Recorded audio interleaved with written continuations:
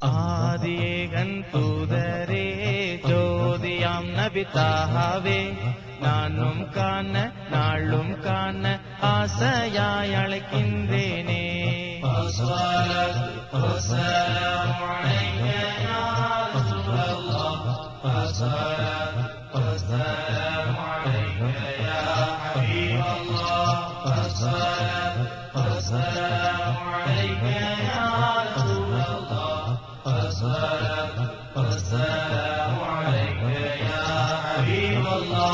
இருள் படிந்த இதயம் யாவும் உங்கள் வரவால் ஒளிர்ந்ததே.